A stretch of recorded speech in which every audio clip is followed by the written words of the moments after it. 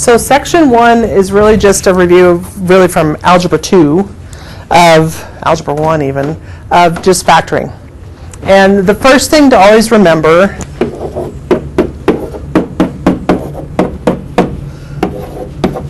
before you even jump in and start factoring is to factor out your greatest common factor. Okay, so always look and see if you can find something common to everything first.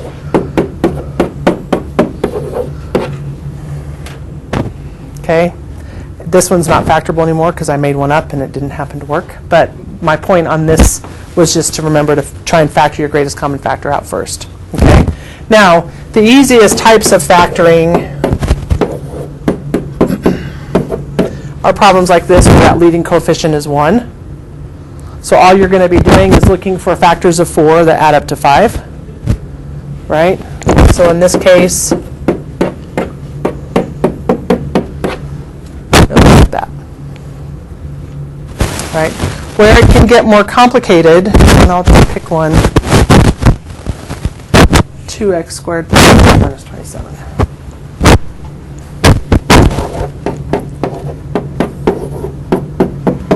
Is when that leading coefficient is not 1. And when this happens, the method that I taught you last year that I think is the easiest, rather than sit there and try and find combinations of 27 and combinations of 3 that give you that middle term, is the bottoms-up method. The bottoms-up method, you're just multiplying these two together, rewriting this, looking for factors now of negative 54 that add up to 3.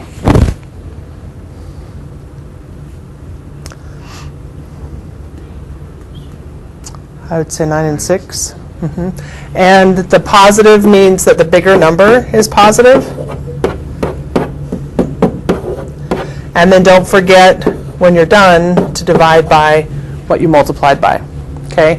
If it's not if you can't simplify it, you bring it up. If you can simplify it, simplify it.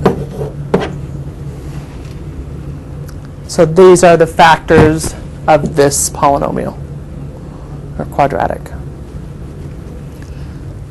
Okay, I don't remember in this section if I included videos on the bottoms-up method, but if you need to review it, you can just go to YouTube and Google bottoms-up factoring method, and you'll find videos on it.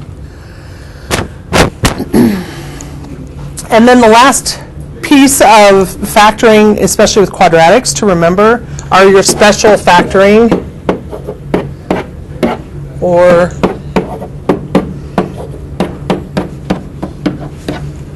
special factoring. This is a difference of 2 squares.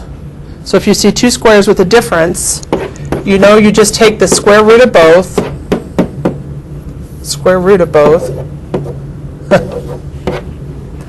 one's positive, one's negative. And the reason we can do positive and negative here, there's no middle term, and the positive and negative forces that middle term to drop out. Right? So we have 2x minus 2x, which gives us 0x. So we just have the first term squared and the last term squared. Difference of 2 squares.